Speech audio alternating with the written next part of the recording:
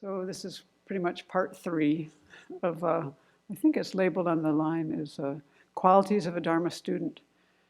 And I didn't feel so articulate last time when I was explaining the way Lama Tsongkhapa talks about this, so I'm going to try that again.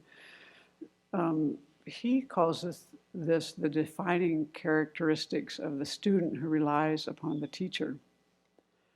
And that's a very different thing than just talking about the qualities of a student. Because these are the 3 things that you have to have to fully rely on a teacher properly. And so we talked about the first one, which was being nonpartisan. And the second 2 are intelligence and diligence. And that's how it's translated in the great treatise. But when Geshe Sopa's group translated this, the first one was to be wise, and the second one was to be an interested listener. So intelligence here is a mind that can distinguish, in a simple way to say it, is good and bad explanations. But actually what they're talking about are not like just, understanding something. They're talking about the path. What is a path that is well explained, and what is a path that is a false explanation, something that would be incorrect or even senseless. And that's important because you have to know what to adopt and what to abandon. So if you can't distinguish what to adopt and what to abandon, then you won't actually be able to make progress in the path, and you won't actually have the essence of the true teachings. And then the third one, being a diligent or an interested listener, this is a strong interest in the teachings. In studying the teachings is how Geshe Sopa talks about it. So you make effort at study and practice. And they have this, I guess it's a metaphor really, of in the great treatise where they talk about like a tanka or a painting on the wall, and there's the Buddha and he's surrounded by all these disciples, and they say that someone who is like a lazy student is actually just like a picture. They're not really listening. So that's, I don't know, you can imagine, you can see yourself doing that sometimes, so not much is going to happen in that way.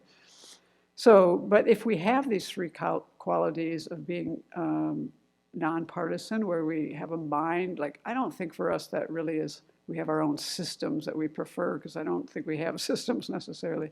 But I think for me, it makes more like having the mind that is always like, but what about, but what about, but what about? It can't ever really, always is like taking sides and things and not able to just open the mind, have the mind really open. To me, it seems a lot like the pot that has stain in it, where you're trying to listen to the teachings and you're kind of polluting them by your attitude of always kind of breaking things up and being partisan and not being able to be open-minded.